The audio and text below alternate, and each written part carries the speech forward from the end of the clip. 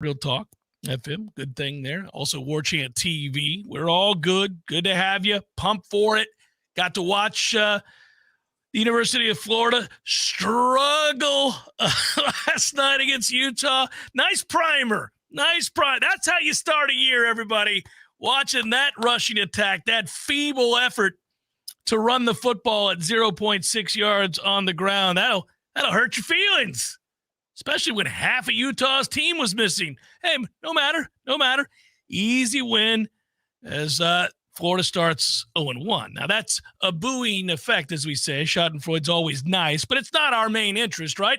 What we're looking at is Florida State LSU and a conference that continues to make a fool of itself, but that's all right. You've got to buffer. You got to find a way to know, we don't want to go the way of the Pac-12. It doesn't really matter at this point. Just start adding people nonsensically because we know Florida State, North Carolina, and Clemson are out. We better add some damn teams. Just anybody will do. Literally anybody will do. Tell them they have to come in and not get any money, but they can be housed. They can be housed. So that's how that goes. We'll touch on all that. Lee Sterling, Paramount Sports, going to join us as he's wont to do on a Libations Friday and has for over, 20 years, something like that. Good times.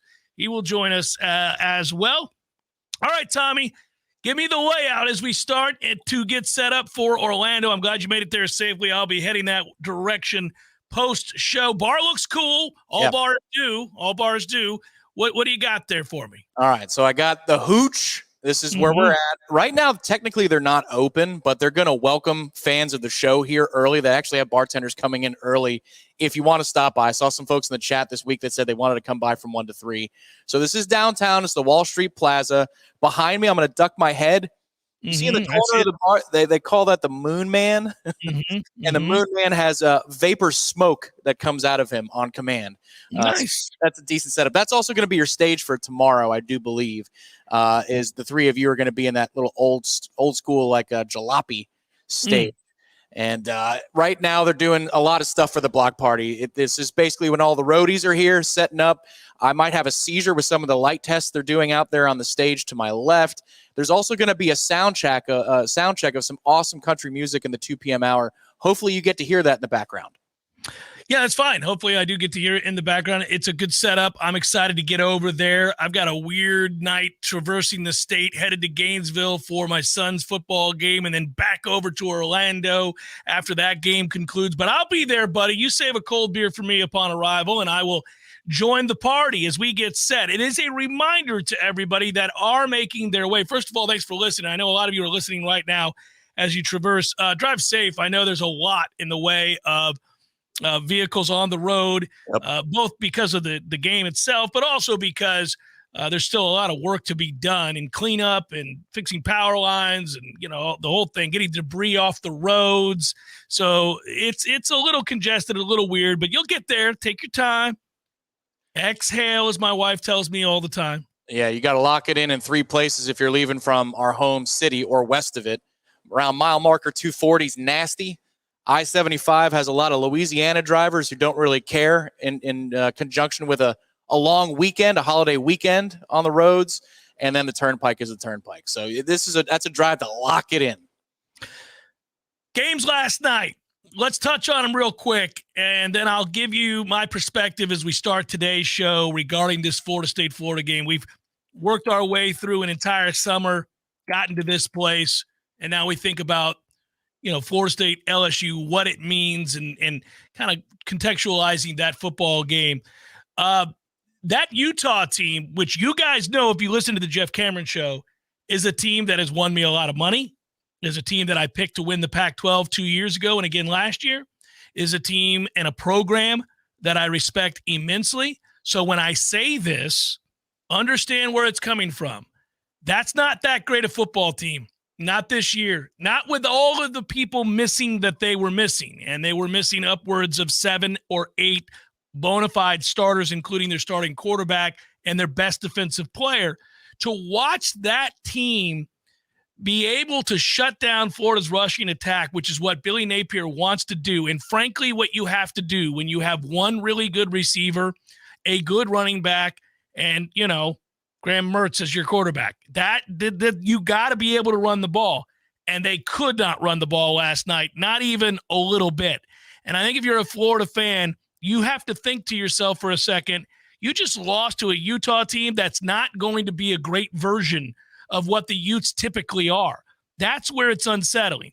That and the number of penalties that revealed an unpreparedness that was remarkably similar to that of Willie Taggart, and that's why that's trending online. Oh, sure, at the end of the day, you could try to convince yourself, despite a 30.4 QBR rating for Mertz, that the 333 passing yards are real, but they're not. All of those came well after the game was over. It was 24-3. It was 24-3 and the game was over, and you had 21 carries for 13 yards. You had to throw it on every down. It was over, and so you amassed a bunch of garbage yardage well after the game was over. This is a nightmare scenario for Florida fans. That's objectively true right now. Could he turn that around? Could they be better? Will they be better down the road? It's hard to believe they won't be better than they looked last night. Will they be good? No. And the East has gotten better. Florida, you're in trouble. Utah, you may be in trouble. That wasn't a great performance last night. It was a dreadful second half performance from Utah. Luckily, though, they dominated the line of scrimmage, and really Florida at no point was a threat offensively to come back in this football game. The other game of note last night was roll your eyes and think to yourself, my God, Nebraska, how? How again? How again, Nebraska? Sweet Jesus. You controlled that entire game. That's a terrible Minnesota team. Guys, if you're looking for betting information, and you are, go ahead and fade Minnesota for much of this season. That offense, putrid. A program that I think is about to trend in the wrong direction. Nebraska. I do think if I'm going to argue for two teams, the one that won to go on and have a poor season and the one that lost to go on and have a better season, this is the game. Nebraska will get better than they were last night. They're not good, obviously, but they'll be better than that. There's already signs they've cleaned up some things. But, man, snatching defeat from the jaws of victory is just what Nebraska's done now for years, and it happened again last night, Tommy. Yeah, that's the sense I got, was that there was a calibration going on for Matt Rule. It looked like they were going to win while he was calibrating, but they're still figuring out what they can and can't trust Jeff Sims with, and the answer is they can't trust him very much at all if he's going to throw the football. With Utah, I mean, if you're Florida, that is the perfect scenario that you could draw up for going on the road in this situation. Cam Rising doesn't play. They're missing a ton of their starters, 7 others, in fact. Their linebacker goes down early in that game. And they immediately, stud indeed. They immediately turned it into a big play because they confused the fill-in. He wasn't communicating. They threw behind him. But the moment I knew that this could get kind of fun, and I wish I just had a little bit more, maybe I lived in a different state for the night to hammer live wagers, was when Kirk Herbstreit remarks early on, I'm very surprised the way they're using Graham Mertz. They're rolling him out. They're moving him around in the zone read game. Yeah, it's because they can't run the ball between the tackles, and they knew that going in. At all. And they knew it going in, but yet they have to do it. It has to be their MO because they can't rely on Graham Mertz to sling it around the lot and hope to get a victory. That ain't going to happen. Yeah. So they knew going in they couldn't block Utah. Good luck blocking the rest of the SEC. And they knew that because they didn't have a rushing attack, they couldn't really ride the arm of Graham Mertz. I mean, it's funny to say out loud. This is, oh, man. I remember doing this, Tom. We did this. This is why you don't feel sorry for Florida at all, because we did this. We were there. There were no tears shed by rivals when we were there, nor should there be. That's the nature of the game, baby. You're now down. We're on the way up. You got to wear it now, Florida. This is how it works, and you will. With that outfit, with what we're watching right now, you will wear it a lot. That had to have been the hideous realization for Florida fans last night. Oh, no, we're not any good at all. And we don't have an eraser. Like at least last year, every once in a while, Anthony Richardson would do something superhuman and give you a chance to win a game. Makes sense given that he's a top 5 pick in the NFL draft. He was a freak. So every now and then, that freak of nature would do something that nobody else could do. And you'd go, well, They do have that. And if he shows up and plays like that, they could beat anybody. But he's gone. Now you got Graham Mertz and nothing else. Pearsall, that's what you got. You got one kid at receiver and a bunch of bums. It's going to be awesome. Usually as I drive down south or northbound on 75 past Gainesville, I extend the middle finger as I go by the 3 or 4 exits, Archer and all the other ones.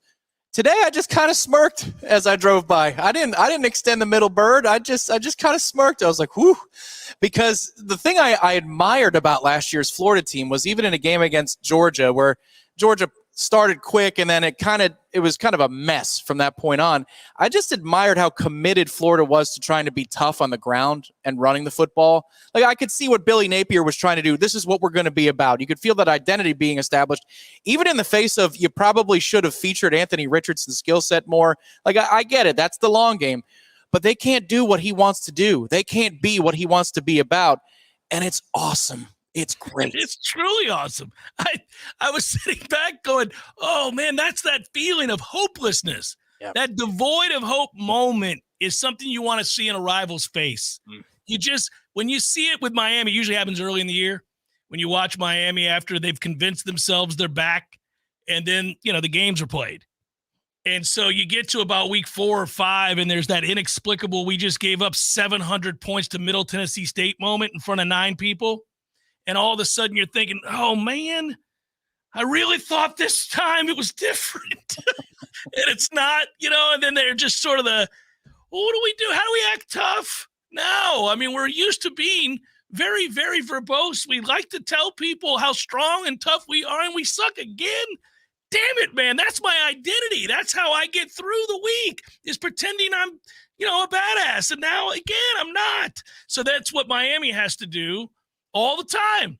And Florida now watching that wash over their face that, this fix is a little bit more involved than I thought. This is going to be, we are 12-18 in our last 30. One of those wins is against FAU. A couple of them are against FCS foes. Several of them were by 3 points or less. In reality, we could be we could be like 9-21 if we think about it honestly in our last 30. This is going sideways in a hurry, and I thought Billy was going to be the guy, and I don't know. This is starting to look like he won't be able to get out from under the weight of our suck. Yeah, there are 2 things that are coming, I think, this season for Florida, other than losses, because there will be a lot of those. Please respect my decision season for Florida. A lot of their recruits are going to be posting notes from their iPhone and saying, please respect their decision because they're opening up their options. And I think that one's going to be maybe something that Florida State poaches on a little bit. But the second thing, if I'm Billy, at some point here, maybe in the next 2 weeks, let alone October, whatever youth you have, do you just go with the youth movement? This ain't going to work, man. That was not a good performance from Utah last night. It's not going to get better for you. You might as well rally around the freshmen and the sophomores you have and let them, take their licks and then hopefully come out the other side of it. I think it's already DEFCON 1 for them. Yeah, that's the best thing you can do. I think if you're the only other thing I'll say is if you're Napier, I think you realize, or if you're a Florida fan, I guess you got to realize this. I don't know how you're going to handle it because in the interim, nobody's nice on the internet, guys. Nobody's nice on the internet. Maybe keep away from the Twitter sphere and don't cross into that realm because you're not going to like the comparisons you're reading today. You're not going to like those wonderful frozen snapshots, that faraway look on Napier's face in the after-game presser as he drinks water, trying to think he's deciding how long can I pause before I answer this question the way I need to. And it's just that we've seen it. We saw it. I remember that I just saw a ghost look on Willie's face and Mike's face after the Jacksonville State game. That look of, my God, I'm required to stand up here and answer questions after that. That's that look. Hey. And everybody knows it. Like if you're a fan of that team and that program and you've invested in that guy, you almost want to hug him and be like, all right, look, man, we got to buck up here, soldier. Now, this isn't good, but you can't look like that. Don't give me the take a look at me now, Phil Collins trick here. We can't do it. Oh, brother, I know that look all too well because as the Jacksonville State game ended, I had to climb 17 steps up to my office, sit down, and with Gene Williams be the face of the fan base for the next half an hour until there was a press conference. That look was on my face. It was, really? So Wes Durham has one of the calls of his life for Jacksonville State beating Florida State. What a night for Wes. Not a great night for us. It'll hurt your feelings, but that's okay. What ends up happening is this is about the time where if you are a diehard Gator, you say to yourself, there's more to life than football. I've got a good family and friends, and I've got a lot of yard work to do on Saturdays, and there's just, it takes time. And I don't get wrapped up. My identity is not wrapped up in this stuff, man.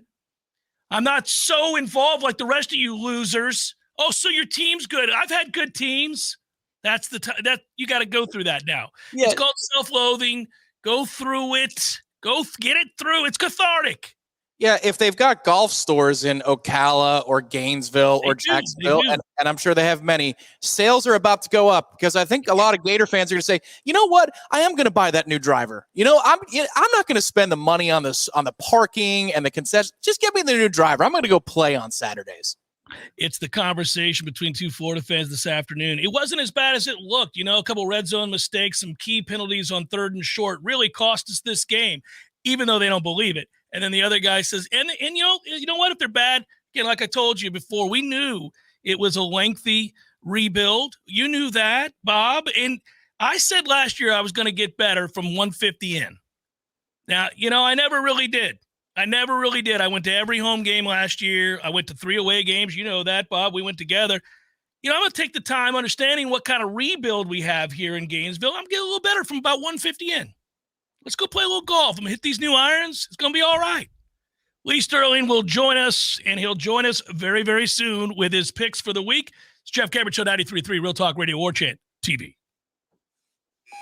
Attention radio listeners, this is a Foodies Takeout and Delivery new restaurant alert. Now available for takeout and delivery from foodiestakeout.com. The Hawthorne Bistro, Jerry's Love on a Plate, Coach's Pizza, Munchie's Pizza, Red Eye Coffee, Lofty Pursuits, OG Subs, Dave's Pizza Garage, Sakura Sushi, and many more. Find a complete list of locally owned restaurants offering takeout and delivery at foodiestakeout.com. That's foodiestakeout.com. Don't just shop local, order local. T-Spark Enterprises, roofing and construction services. T-Spark Construction.com. We conquer all peaks. We fix those darn leaks. Call 850-766-1340. T-Spark Enterprises, roofing and construction services. T-Spark Construction.com. License number CCC 1331204. Honey, I just got a text from Dave. He wants us to come over for a barbecue. What's our excuse for not going? Oh, no need for an excuse anymore because Dave got a new grill from Hearth and Patio. Oh, thank goodness. Dave, we will be happy to join y'all this weekend, and congrats on the new grill from Hearth and Patio. My wife said she would bring potato salad.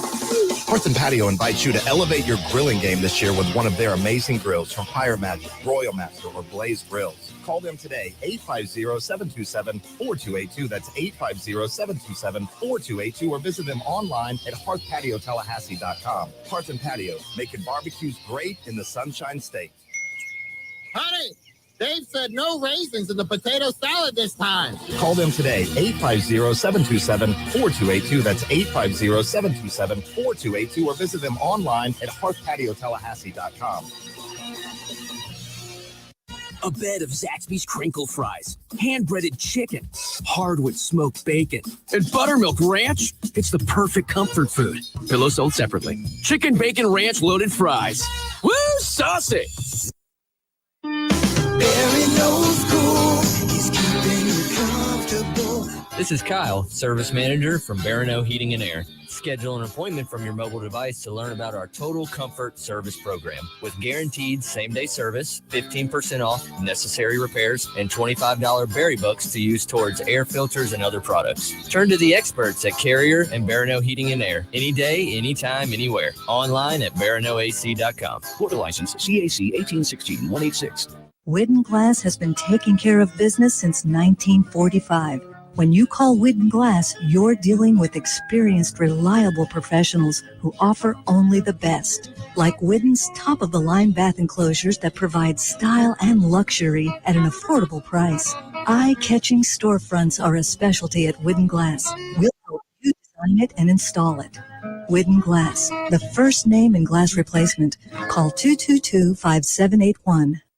Let's be honest, we all have way too much stuff. Maybe your storage closet is full, your garage is full, or the guest bedroom is a mess. Call Southeast Portable Buildings, 580-6400, or visit them online at southeastportablebuildings.com. We all want more energy, more strength, more results. Well, welcome to Orange Theory Fitness as you take a step towards feeling more alive today. Backed by science, Orange Theory's heart rate monitored workout is scientifically designed to keep heart rates in a target zone, spiking metabolism and increasing energy. Orange Theory Fitness is a one-of-a-kind group personal training workout resulting in more energy, visible toning, and extra calorie burn for up to 36 hours. Experience a more vibrant life today with Orange Theory Fitness. To find out more, go to orangetheoryfitness.com. The Jeff Cameron Show is a production of the Warchant.com Multimedia Network. Check out War.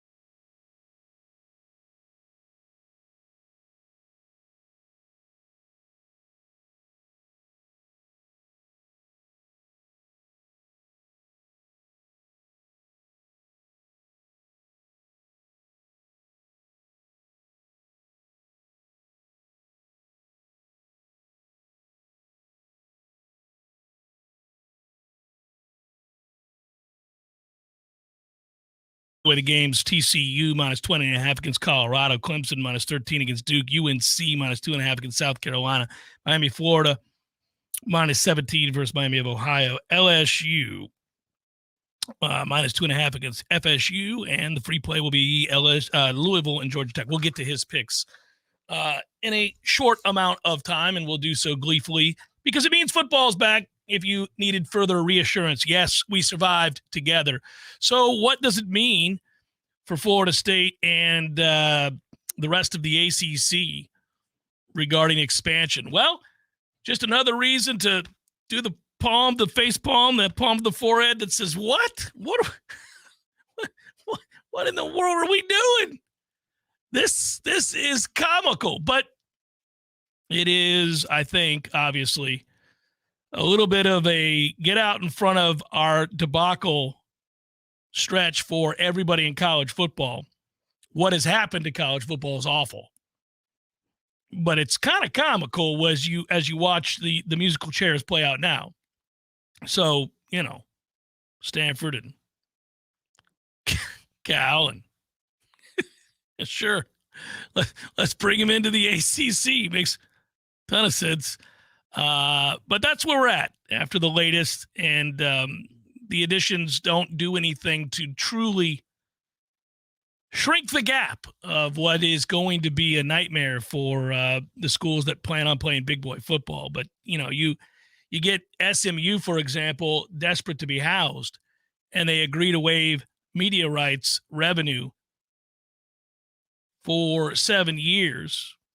There's pennies on the dollars for the California schools. The windfall, it will not be. And, you sense, I think, if anything more, that Florida State and Clemson and North Carolina in particular are the ones that are now further emboldened by what happened here, that they now, more than they even wanted to before, are looking for that emergency parachute, that exit, that somehow we've got. This is nonsensical. But if you're the ACC, what you're saying is, I don't want to go the way of the dodo, which is what has happened to the Pac-12. So, the Big Ten and the Big 12 got bigger, and, there was the hope that you could somehow convince Florida State, you could convince Clemson, you could convince North Carolina, and maybe if you could convince Notre Dame to join in football, that somehow you could hold on to this thing and patch it together and give yourself some semblance of a chance to compete. But that fell through too. And so this does feel exactly like you think it feels, which is a desperate move and a really nonsensical move. It's not really worth all that much to discuss, quite frankly. It's not surprising, very desperate, and somewhat hilarious. There he is. He's here. Let's get to football. Let's have fun with this. It is Lee Sterling, Paramount Sports. Another year, sir. How many years? I think it's 20 or something insane like that we've been together. It probably is 20. I mean, we were, in junior high when we started doing this? Remember when it was called junior high? Yeah, I do.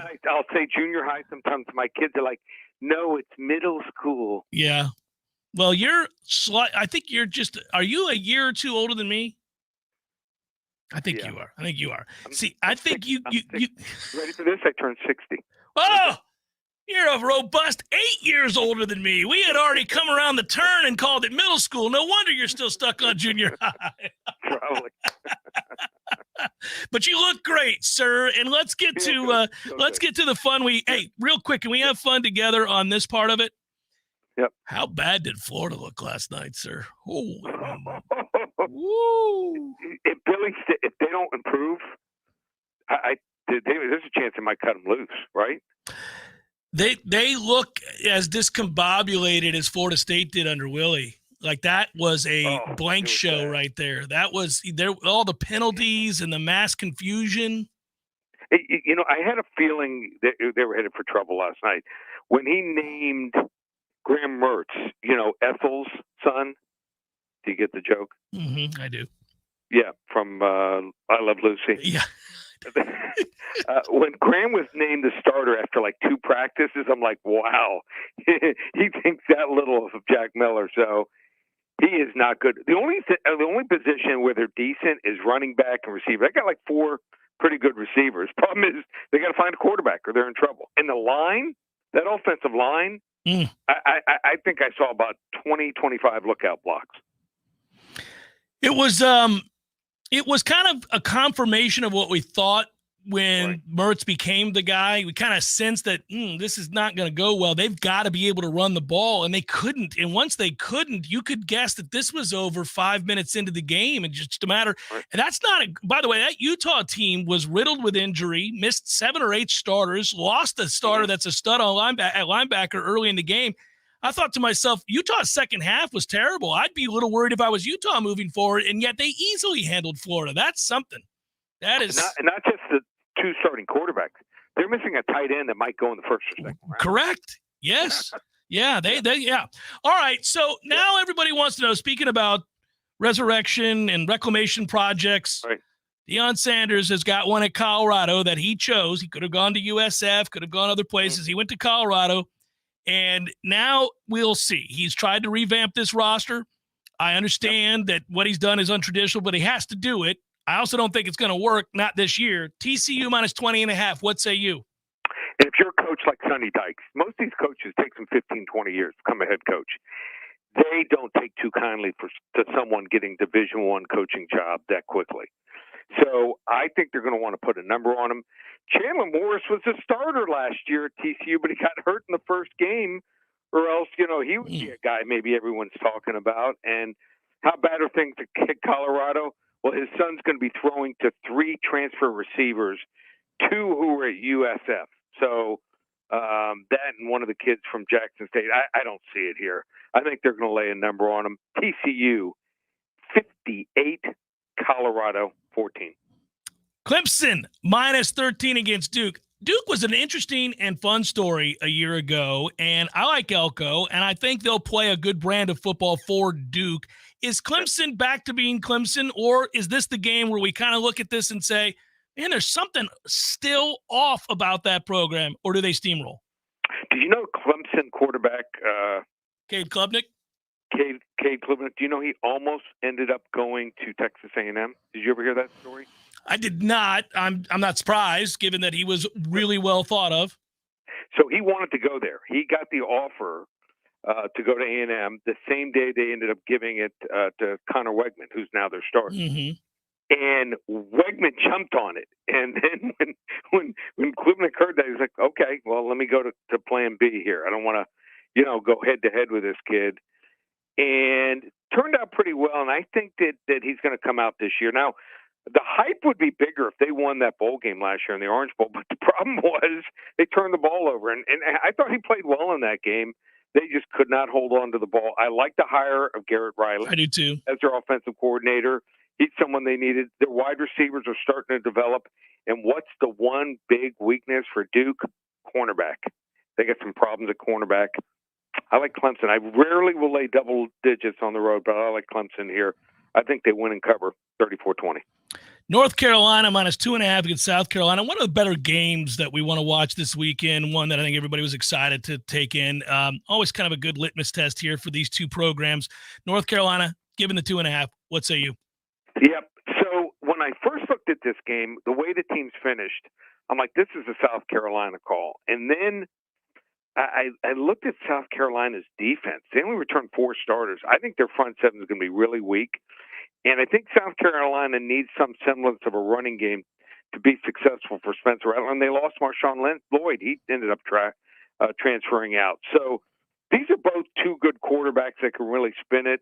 Just think that Drake May, even with some young receivers, probably rates the edge here. As good a passer, and he ran for 698 yards. Rattler does 46 yards. And Rattler is much more turnover prone, throwing interceptions. 12 interceptions last year to May's 7 interceptions. I'm going to take North Carolina. I know South Carolina won in the 2021 Mayo Bowl, but I think they exact that revenge here for that 38-21 loss. North Carolina, 34-24. All right, Miami of Florida has to have a better year, or else we're going to be talking about our guy Cristobal, much like we're talking about Billy Napier. He makes a bunch of changes. I interviewed him at the ACC kickoff. He seemed confident in those changes. Van Dyke, I interviewed him at the ACC kickoff. He was excited to play. How's his health? They're giving 17 to Miami of Ohio. They should win this game, I would think, comfortably. Do you agree? No. I think they're going to win. I think so I went to one of the scrimmages where they scrimmaged 8 of the 14 periods, and I saw a lot. I think they're a much better team than last year. What happened last year when they lost to Texas A&M, everyone thought, okay, they'll build on it. They'll be better in the red zone. Then all of a sudden, Tyler Van Dyke gets hurt. They had injuries, and they just spiraled. Out of control. It was awful. They were non-competitive. But they have an offensive line now that looks like an offensive line, is close. They're not there as far as like being an SEC offensive line, but they got the kid Cohen from Alabama, the kid from UCF. So they're much better there. They have 2 tackles that are monsters. I think they got to run the ball here. TBD has a thumb problem. I think we're going to see 4 backs. We're going to play 8-9 receivers here. Restrepo's good. The kid that might take it to the next level is Colby Young, 6'4", 6'5" kid. He might be an NFL receiver. They're going to have some success running against the Miami of Ohio defensive line. Has a nose tackle that's 265 and 2 defensive ends that don't even approach 250 here, but they get takeaways, plus 11 in turnover ratio here. I think Miami's not going to show much here. I think they're going to slowly get better as the season unfolds. Next week is the game. They have to win. That's a must-win game. They don't win that game, they're back to 30,000 at the game. So I like Miami to win 31-20, but I'm taking Miami of Ohio to cover. By the way, your concern, I would think, for the University of Miami is corner, right? Nothing there? Absolutely. They have about 5 guys that would be like third corners. Yeah. Those teams. Yeah. Good observation. Yeah. Corner's lacking. This should be a great game. It was a fun game last year. I think both teams got a lot better as the year went on. I think both teams are going to be able to move the football. I want to hear your thoughts on this LSU team that's favored by 2.5 over FSU. Both added a lot within the transfer portal. There seems to be a sense that this could be another classic like it turned out to be last year. What are your thoughts on that game? I agree. I think both teams are better talent-wise. I think it's going to be a fun game. I thought in that game last year, I thought Brian Kelly, as far as the head coach, had no idea what he was doing. He was it was a typical coach, first game with a team, and he made some in-game mistakes, and it cost his team. I think both quarterbacks are fun to watch, Jordan Travis and Jaden Daniels. I will say this, though. I think Jaden Daniels is a little bit better passer and maybe a little bit better runner. He can get red hot. If he's cold, this might be one of those cases. I'm personally not betting the game before the game, but halftime, if he looks good, Daniels is one of these guys you want to back. If he looks bad, he is horrific. But Florida State got, I thought, a few breaks last year. They were more the hunter coming off the 5-7 season. They got to play 5 backup quarterbacks. Tough game to predict. I like LSU 34-30, but wouldn't shock me if it goes either way, but slightly into LSU. Fun game. Obviously, the folks around here will shudder to hear that prediction, but I think Florida State's offense will be a top 5 offense in the country. Jordan came along so far as a passer last year, and they gave him more weapons now. So this should be. I kind of look at that game as a shootout. Who's your free play, Lee? Yep, free play we're going to go with is Louisville and Georgia Tech tonight. You want to get the game for free? I got a strong opinion on the game. Just call 800-400-9741. Check out the new website. We upgraded the website, added some features. We are celebrating our 30th anniversary, 30 years in business this weekend, and you want to come on board. Great weekend. I mean, we're already 3-0 to start college football. We have a UFC fight, a 50-unit max wager. We are 14-2 on these 40 to 50-unit max wagers there. The last 7 months, football, you want to try a month out, use coupon code SAVE100, $397, or you can get everything through the Super Bowl. That's college football regular season, NFL regular season, 44 bowl games, NFL playoffs, and the Super Bowl, just $11.97 with coupon code SAVE300. That works out to less than $200 a month. One place, Paramount Sports. And I just want to say, Jeff, thank you. Know what? Football's back. I can't take any more soccer. Well, you won't have to now. I'm excited with Messi. That was great news. I can't watch a full soccer game. I can. I grew up playing it. I can watch, but I like it. Did you play soccer in high school? I did. Well, not in high school. No, I stopped when I got to high school because I was playing everything else. But I played I was 6 years old till I was 14. Yeah, I loved it. Okay. And my brother played college soccer. 2 brothers did. Oh, okay. So, but that said, I don't like it more than football. Appreciation for it, Jeff. I mean, I started 44 games in high school. A total of 3 goals as a right winger. That's it. So maybe that's why our team wasn't very good. Be well. Enjoy the football, sir. Yeah, you too. Take care. Take care, Paramount Sports. I don't think Lee meant that Jaden Daniels is a better passer. I think he thinks that Jaden Daniels got better as a passer. That was a misstep. Now, if he does think that, we're going to have an argument because Lee Sterling played quarterback. Lee played quarterback in college. Small college, but he did. There's no way he thinks Jaden Daniels is a better passer than Jordan Travis.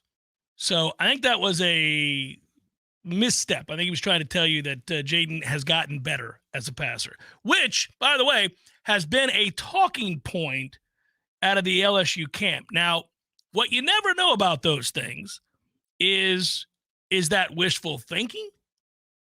Is that what we hope to be true? If that's the case, then fine, that you try to talk yourself into those things. But there's no evidence of that from last year that he is a better passer than Jordan Travis, because he most certainly wasn't. He is, however, an electrifying scrambler, and you can make a case for him as being one of the best, if not the best in the country at that. Thankfully, so's Jordan Travis. Jeff Cameron Show, 93.3 Real Talk Radio, Warchant TV. Now, President Joe Biden plans to visit Florida on Saturday to tour the damage left behind by Hurricane Idalia. The Category 3 storm made landfall Wednesday morning in the state's Big Bend region. Biden delivered pizza and visited with the FEMA staff in Washington on Thursday. He thanked them for their work in responding to the recent hurricanes in Florida and Hawaii. In a brief set of remarks, Biden said he spoke with Governor Ron DeSantis Thursday morning to tell him that the request for a disaster declaration was approved. The declaration will provide for additional funding and resources for Citrus, Dixie, Hamilton, Lafayette, Levi, Suwannee, and Taylor counties. Biden added on Thursday that the federal government will support people who had homes damaged or destroyed in the storm. Noting the effects of climate change, Biden implored lawmakers to appropriate more money to respond to future disasters. This is Rachel Anay with your Real Talk 93.3 local news update, brought to you by Macklemore Systems, Tallahassee's go-to Mac store. Check them out online at MacklemoreSystems.com.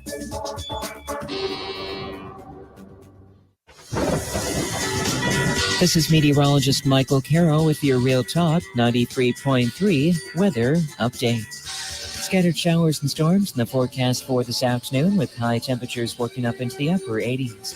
For tonight, the best chance for showers and storms in the evening, a low of 73, and still that chance for some storms on Saturday up to 86. And this report is brought to you by The Lawn Johns. For all your landscaping and lawn care needs, visit thelawnjohns.com. Right now, 77. Power Mill Training Academy equips motivated athletes focused on baseball and softball with the specific tools to reach their true potential. Now, you'll read that if you go to their website, but I'm here to tell you that, look, whether it's your daughter wanting to play softball, your son wants to play baseball, or maybe they just want to have fun and get the most out of their abilities, and that's where Power Mill comes into play. They've got coaches and camps that teach for every level of play for your son or your daughter. To learn more, go to PowerMillSports.com. I'll never forget that moment. As long as I live. My first call-up ever as a member of the National Guard. When we got to the armory, they briefed us on the wildfires. They were getting dangerously close to homes. Helicopters were going out to drop water on the fires. Guys in the unit were preparing for firefighting with local fire crews. At that moment, I got my first taste of just how important the Guard is to my community. See how the Guard can be an important part of your life at NationalGuard.com. Sponsored by the Florida National Guard. Aired by the Florida Association of Broadcasters and this station. This is Brian Kilmeade, and I'm excited to be on the air in the capital city. Be sure to tune into my show. I'll be giving you all the latest news, information, and the truth you demand. The Brian Kilmeade Show is live from 9 till noon, right here on Real Talk 93.3. Remember, if you don't have anything nice to say it really, really loud. This is Real Talk 93.3. Real Talk 93.3. Welcome back to the Jeff Cameron Show, sponsored by Legendary Home Loans, a mortgage experience designed around speed.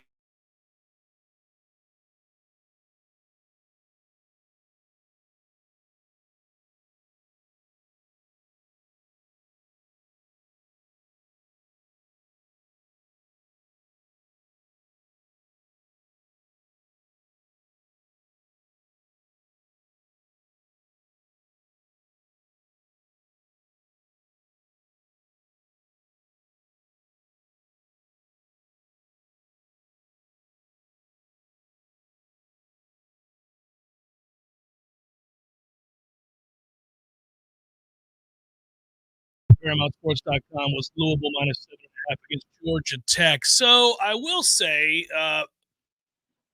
last year we talked a lot about what are these two teams, what's at stake, who was what, and what we expect to see. There's Tom. I hear him in the background. All right, he's back with us. And I wanted to go to something here that, look at advanced stats, look at what Florida State was during the win streak. And during the win streak, Florida State average, and we're talking about the end of the year win streak, 42.2 points per game and 7.1 yards per play during that winning streak. They were first nationally in points per drive, 3.6, first in scoring drives per game, 6.7, second in yards per drop back, 8.8, second in 3-and-out rate, and third in gains of 20-plus yards per game. So they became juggernauts in the second half of the season. They were ninth in red zone touchdown rate nationally. They were incredibly efficient. They never seemed to fall off schedule, and they were forcing far more 3-and-outs than they were suffering, and therefore they dominated field position. You can go find more of those kinds of numbers Connolly provided on ESPN.com. But in reading that, I was thinking about what they were and what LSU became and how you see this matchup. And you can certainly argue about the quest for big plays and the likelihood of who gets more stops. Tom, who gets more stops, by the way, just out of curiosity, in this game. Is this a case where LSU's defense came into its own as the season went on and obviously uncovered the fact that they have a dominant freshman who's now going into his sophomore season? They brought in an awful lot of talent, and therefore this will be tougher sledding for Florida State's offense this year than it was a year ago? Or is it Florida State that obviously played this game in a way that didn't feature many of the guys they're depending on throughout this season on the defensive line? It's kind of a coin flip in that argument. Yeah, the argument's a coin flip, but the thing I'd say about Florida State's offense relative to LSU's offense is that they're operating on all cylinders at all positions. And LSU, I don't know that they have a game-breaking running back. Well, they didn't a year ago. They don't now, yes. They don't have the verticality in the offense. At least it hasn't been proven. You could say what you want about Jaden Daniels' passing ability if you're Lee, whether or not you believe that. But the deep shots, that's not as big of a part of LSU's offense as Florida State. You got to defend the whole field when Florida State's offense is out there. You got to defend Trey Benson, Jordan's legs, the deep passes, the underneath passes, now the seam in a way you never had to before with Jaheim Bell. And let's not kid ourselves, too, a fully healthy Winston Wright and Destin Hill. So because it's so much harder to defend Florida State, I think that puts FSU in a position where Jordan Travis has easier reads pre-snap. He's going to make fewer mistakes. Therefore, I think Florida State's defense will make more stops than LSU because Florida State has to worry about a couple less things. Does that make sense? Yeah. I would say that if you're worried about Florida State's defense, it's the exact same worry that you had a year ago. Can an offense, any offense, and in this case, obviously LSU's offense, you mentioned the intermediate throws that they thrived on last year, LSU did. Well, can you exploit Florida State's linebackers in coverage? I think a lot of teams did a year ago, and I think that will be the goal here, and I worry about it. I think it's a legit worry. That's where LSU's offense lives, in the intermediate, exploiting linebacker play, in coverage. I think they have an opportunity to do that. I think Florida State, meanwhile, can do something they did a year ago, which is stop the run early on against LSU. They're probably better equipped to do it this year than they were even last. And if they do that, once again, you're going to have to turn, if you're LSU, and rely on Jaden Daniels to beat you from the pocket for the most part. And if that has to happen, I don't like LSU's chances. So you can see the two concerns for these two teams. You can make the arguments for how either gets exploited. It's why you have this game being close into the second half. It's just a matter of whether you think Florida State ends up hitting on more big plays and who creates more turnovers. Yeah, agreed. And Florida State has been so much better about creating turnovers all camp long. But I think it also boils down to something. We talk about this with our number one concerns for Florida State, and that's, for you and I on offense, it's the interior of the offensive line, specifically in pass protection. And the answer to that for me is always, well, if Braden Fisk looks as good against LSU as he does in camp, then I don't know that I'm that worried about our pass pro, because that's more about Braden Fisk than it is the deficiencies of FSU's offensive line. So I'll take that point and I'll run with it as we talk about the two defenses. If Florida State's defensive line is as good as it has looked at points in camp against LSU and against Clemson, then this is an elite defensive line. And if you have an elite defensive line, you're going to make a ton of stops just because you have so many options that you can do with the back seven now that you only need to worry about 3- and 4-man rushes on every play. Yeah, this is the thing you can't know because you only watch your own team. And this is how we keep coming back to it, right? LSU fans can't know certain things about their school if they're covering that team because they're only covering them in practice, and we're only covering Florida State. And that's why they play these things. You want to see, where are you better? Where did you take a step forward or a step back, and what can be exploited? This ends up serving a bit as a blueprint. It's just such a critical game. That's why coaches, generally speaking, don't like to play games like this. You don't want to play this game one. Most of the time you don't. Your university went for a money grab. You decided to take it. It's fun for us as fans. It's great for us as fans. It's great for the college football loving world that this game is on. But coaches don't want to do this because you're figuring out these things that are going to dictate terms for your season against an elite foe for both sides.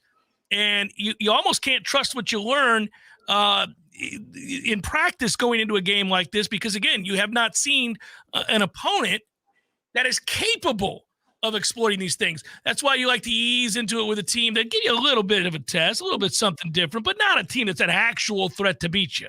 Yeah, now this is not breaking news to anybody. I don't think it would be after the quality of football we saw last night. but I think you would agree with me, and you would speak confidently in saying that you didn't see anything last night in games that counted that looks like the upper end of what practice did this whole camp. Like there's no unit out there on offense or defense last night where you say, that kind of plays against what I've seen in camp. No, it just wasn't there. It just wasn't there. So if you're just trying to compare and find those apples and apples as we see more teams roll out and make their debut, I have yet to see one where I say, that looks similar to what I've watched the whole of August. No, and you won't unless you see an elite offense. Right. You won't, because that is something. I was asked the question during the Warchant report, and we're getting ready to go to break and hit hour number 2 here in a second. What's one thing you can hang your hat on? And same question was asked to Ira. I mean, look, every one of us that has covered this team and these practices came out of this saying the same thing. Look, we'll see how much better we are on defense. Who's going to be a star in that secondary? Who steps up? Same thing with, are we better? In the interior of the defensive line, sure looks like it. But these are tests. These are all things we still have to see. None of us really were sheepish in any way about exclaiming that the Florida State offense is going to be elite. It is. I did just have too many weapons with a veteran quarterback and a good enough offensive line, right, and a very good play caller. There's no reason to believe that they won't be great. That's the one thing you can feel very good about. And so on display last night around the country was no elite offense. That is true. There was nothing that looked like what Florida State's offense is going to be. Hour number 2 forthcoming. Stay with Jeff Cameron Show, 93.3 Real Talk Radio, Warchant TV.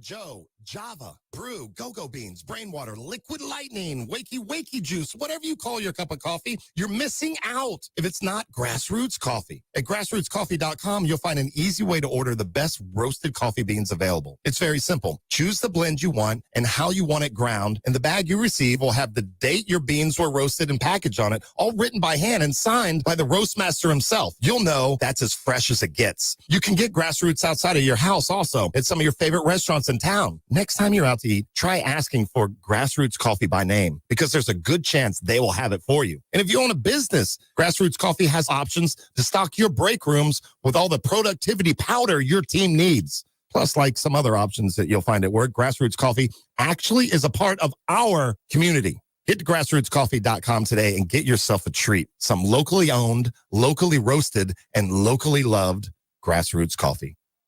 Someone who thought texting was a better idea than stopping for a traffic light slams into your rear bumper. Now your back is injured and you've got to be at work and rehab all without a car. I'm Dana Brooks of Basic Brooks Law Offices, and we hear stories like this every day. You shouldn't pay for someone else's mistake. Call us at 850-777-7777 and we'll make sure you come back stronger. There's no doubt that buying a home can feel overwhelming, especially if it's your first home. You're worried about location, school zones, square footage, inspections, insurance, loan approvals, interest rates, and of course the price. Buying a home could be the most significant investment you've ever made. But there's good news. You have our friends at Legendary Home Loans, and they're on your side and in your corner. They're going to go to bat for you. Shannon Young from Legendary Home Loans can help first-time home buyers get up to $25,000 for your down payment. For first responders, veterans, teachers, military, and healthcare workers, and that's not all, Shannon is an expert navigator of the home loan terrain, and you can trust that he's going to get you the most competitive interest rates and guide you through the process every step of the way. Plus, Shannon will also get your closing costs reduced. It's the Hometown Heroes program at Legendary Home Loans. Give them a call today, 844-FSU-LOAN. That's 844-FSU-LOAN. Or go to FSUHomeLoans.com and ask for Shannon Young. NMLS number 2270-146. There's fun to be had every night at the Corner Pocket. Take-home prizes on Trivia Tuesdays and Beer Bingo Thursdays. And kickstart your weekend with Martini Fridays. Plus, happy hour runs every weekday and game day specials every time the Noles take the field. Watch all the best games at the Corner Pocket's Vegas wall, featuring 560 inches of flat-screen TV heaven. Oh, really? The best food, the best drinks, and the best place to watch all the games. Tallahassee loves the Corner Pocket. Coming up next, more of the Jeff Cameron Show. Live and local on Real Talk 93.3. WVFT, Gretna, Tallahassee. The latest betting odds and line movements from Vegas. This is your action update. Now here are your latest lines from our guys in the desert. The college football season underway, and it was not a good start to the season for the Florida Gators as they travel to number 14 Utah, and they get beat pretty good, losing by a 24-11 score. Florida's going to get back at next weekend when they host McNeese, looking for their first win of the season. It was a great start to the Big 12 tenure of Central Florida, playing as a Big 12 conference team for the first time ever. They knock off Kent State 56-6. The biggest game in the nation this weekend is coming up on Sunday. Number 8 Florida State against number 5 LSU. That game being played in Orlando. LSU favored by 2, over under 56.5. For the latest odds all the time, visit vsin.com. I'm Matt Pauley. This has been your action update on Tallahassee's Real Talk station, Real Talk 93.3. Every piece of land has a story. Some right there is behind the wheel of a John Deere 1 Series tractor, like the Upshaws. This is my tractor Penny. It's all about attention to detail. But the Nelsons love cruising around their expansive Montana ranch in their John Deere Gator UV. We've been here since 1868. While the Caggianos drive a John Deere zero-turn mower to keep their Long Island brewery looking sharp. Don't call me, don't bother me. I'm going out to mow for a couple hours. Run with us and start telling your story. Learn more at johndeere.com/radio. Jim Gaffigan here with some more Straight Talk. Let's take a moment to appreciate our sweet children, loving grandparents, and eternal soulmates. Now let's use them to save money on wireless. Because with the Straight Talk Silver Plan, you get 4 lines for just $25 a month with unlimited data and no contracts. So add those human pawns, loved ones, and save money. Thanks, kids. They're finally worth it. Straight Talk Wireless, available at Walmart. Get 4 lines on Silver Unlimited for $25 per line per month, plus taxes and fees. For data management practices and additional terms, visit Straight Talk. Hey, no fans, our partner ISF Inc. is a national management and IT consulting firm located right here in Tallahassee, Florida, solving the future for state governments through strategy, process, and technology. As a trusted advisor for state governments, ISF knows the importance of defining a clear and detailed strategy. Our friends at ISF can help your organization create a strategy that sets you on a path to success. ISF, your vision plus our expertise brings your brilliant ideas to life. Visit ISF.com to learn more. ISF, solving the future. Hey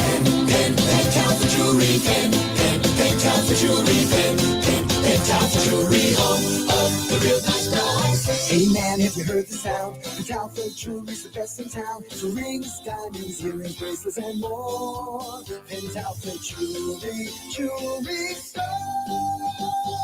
When was the last time you randomly did something nice for someone that means a lot to you? Now, I say this every day at the end of my show for everybody to be a better person today than you were yesterday. Well, one way to do that is to drop into Pentalpha and get a gift for someone who deserves it. It'll brighten their day, their week, maybe even their year. You don't have to wait for a holiday or special occasion, so don't wait to go check out a true local gem serving Tallahassee since 1988. Now, sing along with me, and I'll see you at Pentalpha. Pentalpha Jewelry, Pentalpha Jewelry, Pentalpha Jewelry, the real nice guys. We all want more energy, more strength, more results. Well, welcome to Orange Theory Fitness as you take a step towards feeling more alive today. Backed by science, Orange Theory's heart rate monitored workout is scientifically designed to keep heart rates in a target zone, spiking metabolism and increasing energy. Orange Theory Fitness is a one-of-a-kind group personal training workout resulting in more energy, visible toning, and extra calorie burn for up to 36 hours. Experience a more vibrant life today with Orange Theory Fitness. To find out more, go to orangetheoryfitness.com.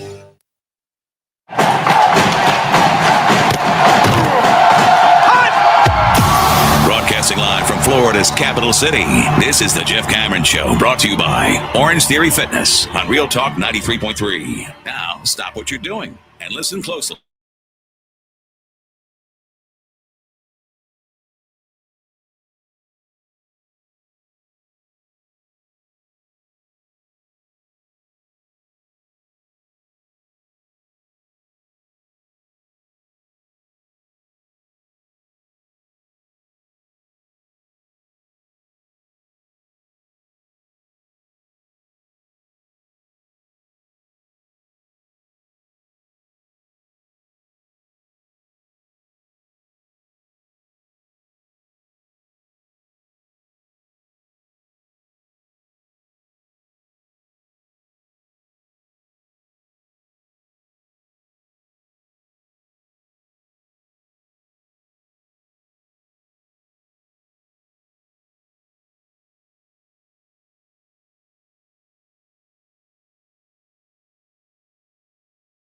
That was fun last night. Utah over Florida. We got to watch Nebraska beat Nebraska as they are. We got more football tonight and then tomorrow and the next day and football and football and football. Woo! It's a beautiful thing. You guys are out to kill in the chat, huh? So early in the year, everybody's so angry. I have to go back. I don't believe that Lee Sterling thinks that Jaden Daniels is a better passer than Jordan Travis. But even if he does, he's just really wrong. It's okay. Even if he does, he's just really wrong. That's all. We'll see. I think we know better. I think he misspoke. I think he meant that Jaden Daniels has become a better passer, meaning by virtue of comparison to who Jaden Daniels was a year ago.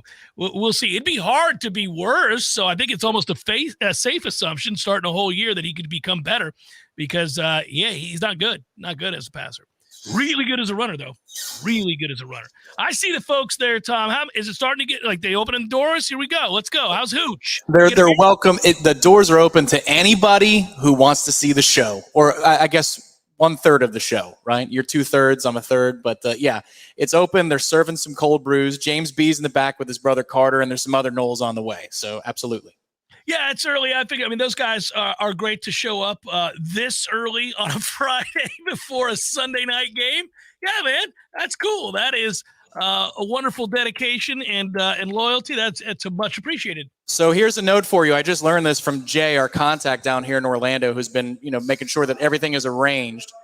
The main stage out here on Wall Street, that's where we're setting up. It's not the adjacent to Hooch stage. It is the main effing thing on Sunday from noon to 2 for the pregame show. Looking at it right now. That's gonna be fun. The pregame show is gonna be fun to do for a lot of reasons. There's always a palpable energy before a matchup like this. But you and I have had a lot of fun talking about this game, as we will again together on Sunday. We've had a lot of fun talking about this game for a lot of reasons. I mean, Tom and I, just to kind of give you a peek behind the curtains. Yeah, we talk even when we're not talking professionally. We just talk. We're boys. And so occasionally he'll say something about the game or an aspect of the game, and then I'll comment on that, and we get to thinking, and then down the road we go to the analysis. We should just record that conversation. That could be the pregame show because honestly, there are so many facets that we are excited to see, think we know, but don't really know. That's why they play these things. I mean, I thought Florida would look like a bit of a struggle on offense last night, given that Graham Mertz was their quarterback. And we were right. It turned out that we were 100% right. It's a problem for them. But you still want to see it. You still got to watch it play out, just like you'll watch these games tonight. You still want to see whatever it is you can glean from some of the matchups tonight. By the way, the matchups aren't great tonight. If you stay up really late, you get Stanford at Hawaii. This guy may be watching that in Orlando, Tom, because, maybe I've got some potato chips on the line here. Well, I never question your commitment to watch football games and bet on football games. So it wouldn't stun me if you watch your son's football game in Gainesville. You're already you're more than halfway there, really, to Orlando. And then the first thing you do when you set in the parking lot of whatever palatial estate you have for this weekend is not get your luggage and bring it in. It's pop a beer and sit on the couch. I'll get the luggage later. I wouldn't put that past you. That is correct. I got to tell a funny story. My life's an open book on the airwaves for the most part. So for people that don't know, my son plays for Leon. He's on the JV team. He's what they call a 6-quarter player. So he suits up for the varsity. It's his first full year of football. He's a starting wide receiver for them. And he played every offensive snap last night, just as he did the week before. And so, it's a weird exercise for me all these years later to be watching my kid play football.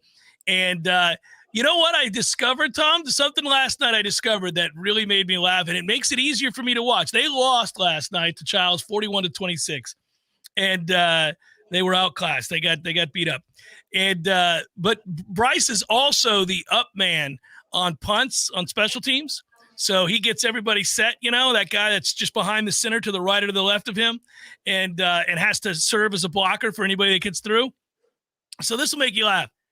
The center last night, bless his heart, snapped the ball off of Bryce's face mask on a punt from their own 10 on 4th and 15. So the ball hits his face and goes to the ground. Now, I'm sitting up in the stands watching this play out like in slow motion going, pick up the ball, like get on the ball. I don't want to see a scoop and score situation. We go straight from pick up the ball to run because I see this clearly and I'm thinking if he can get to the corner, he's a fast kid. If he can get to the corner, this broken play could turn into something great. And so he makes a kid miss and gets the corner. So now, I tell you, I watch these games really calmly. I'm not calm at this point because now this broken play could turn into a first down, and they had been struggling.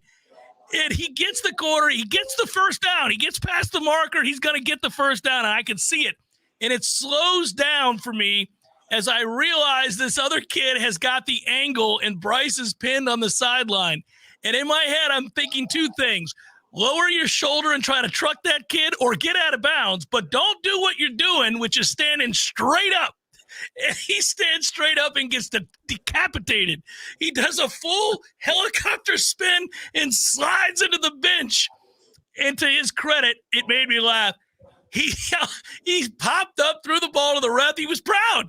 And I was proud that A, he picked up the first, and B, handled getting decapitated like a man, and C, all I could think about was, son, when you get in the car, I've got to talk to you about protecting yourself.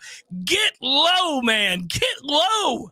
Well, that's a typical wide receiver for you, staying high and not being the low man who wins. But I will say I'm proud of him already.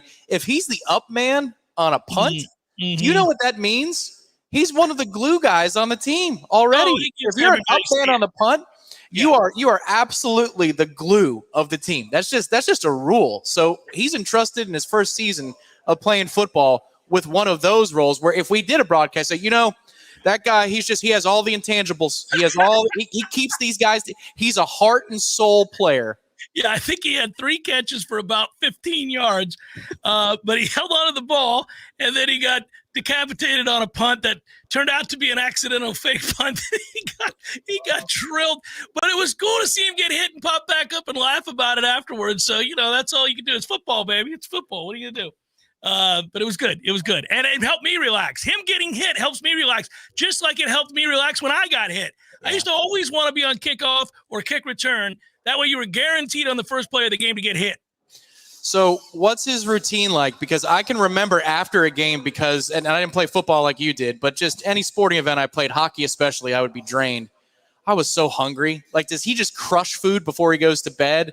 And does he take aspirin yet? Is he old enough to take aspirin overnight? No, he doesn't. He didn't take any aspirin, but he did come home and crush a huge meal. And I end up giving him like half the refrigerator after every game. It's 11 o'clock at night. We got to get up at 5:30. I'm like, son, finish this food and go to bed, baby. We got to go to bed. I know.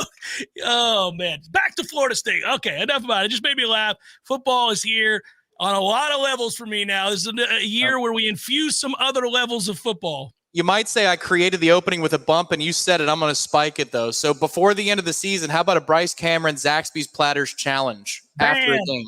He could finish the whole thing. Probably at this point. And who wouldn't? It's delicious, thanks to our neighborhood Zaxby's, of which there are 52. Unbelievable. 52 Zaxby's right here in Tallahassee for you to choose from. Swing on by one of those 52 and get that big-ass chicken sandwich, thick-cut pickles, split top bun. You get the spicy Zax sauce. You're good to go. Fries are good too. I like all of it. Yeah. Crinkle cut. Yeah, there you go. So let's have a good time with Zaxby's as they have for over 18 years as Golden Chief boosters. When you support Zaxby's, you're supporting Florida State football because they do that indeed. So that's a good thing. All right. Matchup that Florida State 100% will win. You're leaving it to me? I'm throwing it out there to all of us in the chat, to everybody there. Everybody out there. Matchup that you think Florida State will win. Florida State wide receivers, LSU corners. Corners, specifically the corners. Yep. Mm-hmm. Yeah, and I really do think Jordan, and somebody just said it, Ian just came in the chat and said it, I really do think Jordan's going to have a good game. Jordan Travis is going to play a good football game. If they lose, it will not be because of Jordan Travis. I really think Jordan will handle the last year, that was a big question mark coming into this game. We talk about what you learn in these kinds of games. And luckily, we said it last year, it's best to learn some things after a win than a loss. You'll always learn something, but when you're learning after a win, you can yuck it up a little bit and talk about some things that got exploited and clean them up. When you're learning after a loss, it's tough because now you're reeling a little bit and you wonder, can you overcome it? And there's the sting of the defeat. But we learned so much so quickly about Jordan Travis last year. They threw the kitchen sink at him, and he handled it with the greatest of ease, and he graduated. He graduated into being a real quarterback against real defenses, against kids that could really run and make plays, and he made all of that look easy, processed, made it all look easy. Yeah, and can we look at those skill position players that he was involved with at the time, too? It was a green Johnny Wilson, Micah Pittman, Pokey Wilson, Cam McDonald, and Trayshawn Ward. A far cry worse than what they have this year. And he was ready and had the answers with those guys. Well, and the one thing I will say, you've got a lot of candidates here, but Pokey, like he did every game last year when it mattered against good teams, showed up huge. Big catches and big moments. This game was also part of that. That was the first signifier, right? That was the one-hand catch on a perfectly thrown ball. He's being held with his other arm. Yeah, the flea, all of it. He was really good. There are plenty of guys now that you could say are candidates to be that guy. There's not just one guy. There's plenty of guys that you think could be that guy. Keon Coleman could be a superstar in this game. There's a chance Destin Hill is a superstar in this game. Jaheim Bell at tight end could be a superstar in this game. Johnny Wilson at 6'7" is always a threat to make big plays in any game because he's a matchup problem. So they have so many weapons there and other guys that come along for the ride that you think will be plus players. I'm really rooting for a Winston Wright, who's waited for basically 2 years to try to come back from his situation. I don't know if he'll have a big game or not, but you wouldn't be surprised if he was certainly a big contributor. No, I wouldn't be surprised at all. Again, given the way he looked in that last practice, that was the final box to check for me. The ones I'm talking about, the one inside the stadium, the last of camp. We were there together.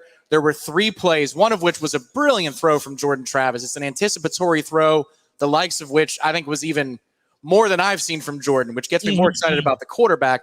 But then there are 2 other plays where Winston is going full speed. You don't see a sleeve on the knee or the leg or anywhere that tells you that there's compression going on because he needs more blood flow. Like, just all of the boxes that you need to see from Winston have been checked. He's never going to be as explosive as Destin Hill. He never was, even before the accident. That's the one thing. We were so starved for decent wide receiver play that we looked at Winston Wright as explosive. But now you've got Destin Hill, and now you've got Vandravius Jacobs in a year or 2. You've got guys that are legitimately explosive at Georgia or Alabama. But Winston looks to be at full speed, and again, he's polished. And he's a guy I think I'd rather have on the field than Destin. In fact, I know I do. If it's 3rd and 5 and you need to move the chains, I'd rather have Winston in the slot if I'm given an either-or choice because I think he'll make those tough catches in traffic. Yeah, I'm going back to Jordan Travis and the guys that he was throwing to a year ago, Tom, and you brought up Pokey, you brought up Johnny Wilson, but you got to remember this. So of the players that he threw to last year, and this is not a knock on folks, but it's also it's speaking to what they've done to infuse even more explosiveness here. Johnny Wilson had 16 catches for down the stretch when Florida State was really, really good, right? When he was comfortable, when Jordan Travis averaged, the Florida State averaged 42.2 points per game. During that stretch, he completed 67% of his passes, 15 yards per completion. He spread the ball out in this way. You ready? Here, nobody averaged 3 catches per game. Did you know that? So down that stretch, his targets were split between Johnny Wilson, 16 catches for 405 yards, Ontario Wilson, 11 catches for 199 yards, Kentron Portier, 8 catches for 143 yards. Ja'Kai Douglas, 9 catches for 117 yards. Malik McClain, lest we forget. Malik McClain, 10 catches for 115. A combined tied in combination for 18 catches, 250 yards. That was Cam McDonald and Marquiston Douglas. And then he threw to his backs. Lawrence Toafili and Trey Benson combined for 20 catches, 303 yards. The wideouts, obviously, we were able to stretch the defense and open up spaces in between, but that is really fascinating. And by doing that, that's when you saw Benson and Toafili combined for almost 6 yards per carry. Yeah. Benson, by the way, during that stretch averaged 4.2 after contact. That was with that group of receivers. Now you throw in Keon Coleman and, as you said, Winston Wright, and you throw in Destin Hill, and you really realize, and it's going to be a better version of Johnny Wilson too. now you really realize where this could go, where this offense could go. Throw in Jaheim Bell, and he is a plus tight end to go along with Marqueston Douglas and Kyle Morlock. That's the other thing, too, about this offense, is there's only one football. You heard Ron Dugan say that during camp towards the end. And it put me at ease a little bit that the wide receiver room understands that there's only one football. Like, it's easy now. There hasn't been adversity, but still, that's important that the receivers understand that, the running backs understand that, because they've got 4 or 5 really good ones there at that position group, too. But when you cite those numbers, that tells me that Jordan Travis is about the matchup, not the player. Always. And that is eye to eye with the philosophy of this offense. It's always important to have a quarterback who sees the world the same way the offensive coordinator, or in this case, the head coach does. And judging by those targets, those numbers, if a guy's one-on-one, he's going to him. It's not he's got his favorite dude and he's turning down somebody who's open because he's going to throw to his favorite guy. With an offense as loaded as this, that's really, really important, because you're going to have one-on-ones by definition because of how many weapons there are, just the raw number of them. I think the great trick, and that's the wrong way to phrase it, the great buy-in that we reference all the time with this team and its players, with all of the transfers, right? We talk about buy-in. You have to have it if you're going to have this many transfers come in, right?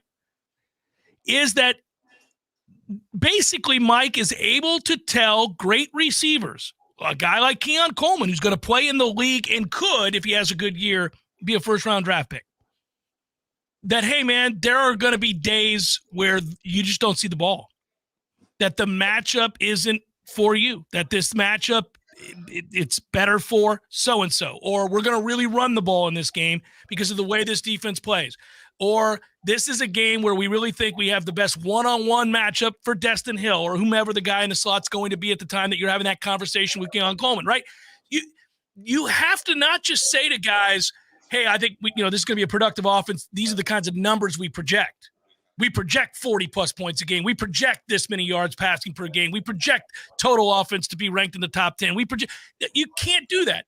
Because if you're going to be really honest with guys about their role and you're going to have expectations that are different than for whatever else they're being pitched around the country, you have to also tell them, hey, the ball goes to whoever the matchup favors that week, and it may not be you each week, partner.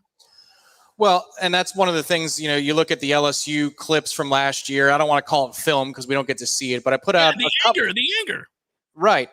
But if you're looking at the way that the season matriculated and the evolution of the Jaden Daniels offense at LSU, what you're seeing is a total commitment to the running ability of the quarterback. You're seeing that the backside of a play where the play is not designed against Alabama, you've got 3 blocks being set just in case Jaden Daniels, who is singularly gifted at doing what he's doing, has to break back. And in a couple of instances, that's exactly what happened. But that's the commitment level that you see, and they know that they've got a special guy behind them. I need to continue to do this in case of a really good setting, which is a broken play. Broken plays are good news for Jaden Daniels. The same thing here. We have to buy into blocking for your teammate. If it's Johnny Wilson for Lawrence Toafili on an outside zone, okay. If it's Johnny Wilson for Destin Hill underneath, if it's Kentron, because Johnny's going to be in a one-on-one matchup, you got to be selfless in that way. You got to have the total buy-in. And the best thing that Micah Pittman did for this group was that he instilled that kind of a culture in which Ron Dugan credits him for this all the time. He says he was the first one to block. And I could say, look at how little this guy is. Johnny, why aren't you doing what Micah's doing? But you've got to have that across the board, that selflessness, because if you only get 3 targets that night, you could get 10 the next week. But you have to do everything you possibly can for your teammate in the interim. And we've seen that, but now there are even more weapons on this offense that have to do that as well. We're going to play a little game in a second, Tom. After we take this break, we're going to welcome in a new advertiser, and they'll be in full force as we start the week, but we want to welcome them to the Jeff Cameron Show, and we're going to have some fun with this. It's an opportunity to do so. We all know, for example, how important it is to score in the red zone. Want to know if you're prepared for success in the retirement red zone? The 5 years leading up to your retirement date and the immediate 5 years after are a critical time of thoughtful planning for you and your family. And our friend and fellow Noel, Adam Tolliver, that's right, his team at Artisan Financial Strategies are prepared to coach you to victory. Some of us are at midfield. Some of us want to plan ahead. Others are already down there in the goal line, want to punch it in, whether you're making sure you know how much you can spend without running out of money, protecting yourself and your family from a long-term care event, Carefully planning your legacy, the Artisan team brings a combined 30-plus years of advertising experience and world-class resources to help you navigate the way. For more information, head over to NoelRetirement.com. You'll be hearing that a lot in the days to come. That is one word, NoelRetirement.com. You and I are going to do the red zone computations here in a second time when we come back for this segment. Artisan Financial Strategies helping us out with all of this. Jeff Cameron Show, 93.3 Real Talk Radio, Warchant TV. Considering getting a new hot tub or upgrading your existing hot tub? Now's the absolute best time to do it. Hot Spring Spas has the jets on full blast, and the prices right now have never been hotter. You can find huge savings at Pinch A Penny Pools and Spas, and we mean huge. For a limited time, you can get up to $5,000 off in instant discounts and rebates, plus 60 months no interest financing for qualified buyers. You heard that right, $5,000 in discounts. And that's not all. When you buy a hot spring spa from Pinch A Penny Pools and Spas, you'll get a free consultation to determine the best placement in your yard for installation, a free accessory of your choice, and install can be completed in just a matter of days. It's the most aggressive rebate program that's ever been available to buyers from Hot Spring Spas. So stop by Pinch A Penny Pools and Spas on Greer Road today to check out their 12,000 square foot showroom with over 50 hot tubs on site. If you're ready to relax, Pinch A Penny Pools and Spas is ready to show you how. When you need a plumber quick, how long is an acceptable time to have to wait? Yeah, hey, it's the Millers again. Just calling you about our little plumbing problem. 2 hours? Hey, we were hoping you can get here soon because the water is getting really bad. I mean, please hurry. 4 hours? I know you said you were on your way, but, honey, tell the kids to tread water. 8 hours? Don't worry about us. We're fine. At M&L Plumbing, you'll never have to wait long for quality, dependable service right when you need it. At M&L Plumbing, we listen to our customers, and our qualified technicians aim to achieve 100% customer satisfaction. So the next time you need plumbing work or repairs, think of the name M&L Plumbing, your local plumbing experts, commercial or residential. Give us a call, 850-575-9393, or visit us online at mandlplumbing.com. M&L Plumbing, for all of your plumbing needs. Attention radio listeners, this is a Foodie's Takeout and Delivery new restaurant alert. Now available for takeout and delivery from foodiestakeout.com. The Hawthorne Bistro, Jerry's Love on a Plate, Coach's Pizza, Munchie's Pizza, Red Eye Coffee, Lofty Pursuits, OG Subs, Dave's Pizza Garage, Sakura Sushi, and many more. Find a complete list of locally owned restaurants offering takeout and delivery at foodiestakeout.com. That's foodiestakeout.com. Don't just shop local, order local. Give your business a facelift with a modern, consistent, creative brand overhaul from Curiosity Marketing Group. These days, it's not enough for your business just to have a standard website or a Google listing to reach your customers. Your business needs to stand out with eye-popping branding, modern web development, and strong marketing. And it takes a team to pull it all together. Words and websites matter. At Curiosity, we make the most of yours. Find out more at curiositymg.com. I used to fight almost on a daily basis working on my business website. I'm a pretty smart guy, but I could never get it to function the way I needed it to, and I was losing customers because of it. That's when I called Curiosity Marketing. They listened, they understood, we collaborated, and in the end, they delivered beyond my highest expectations. Now, I can barely keep up with the work. They say the future. And now, I'm excited about the future of my business. Find out more at curiositymg.com. We all want more energy, more strength, more results. Well, welcome to Orange Theory Fitness as you take a step towards feeling more alive today. Backed by science, Orange Theory's heart rate monitored workout is scientifically designed to keep heart rates in a target zone, spiking metabolism and increasing energy. Orange Theory Fitness is a one-of-a-kind group personal training workout resulting in more energy, visible toning, and extra calorie burn for up to 36 hours. Experience a more vibrant life today with Orange Theory Fitness. To find out more, go to orangetheoryfitness.com. The Jeff Cameron Show is a production of the Warchant.com Multimedia Network. Check out Warchant.com today for the latest news.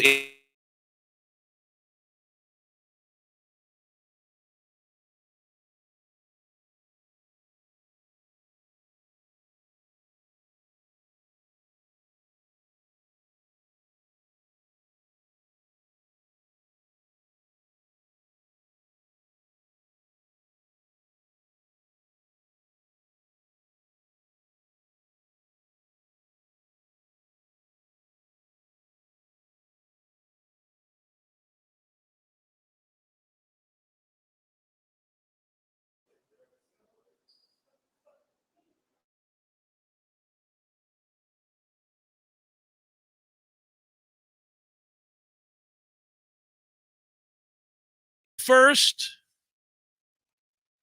Dave wrote in, and we doffed the cap. Thanks, Dave. In Bardstown, he wrote, what are the number UF players on special teams wearing number 3 on the field at the same time, days away from kickoff? If that's confusing, talk to Napier.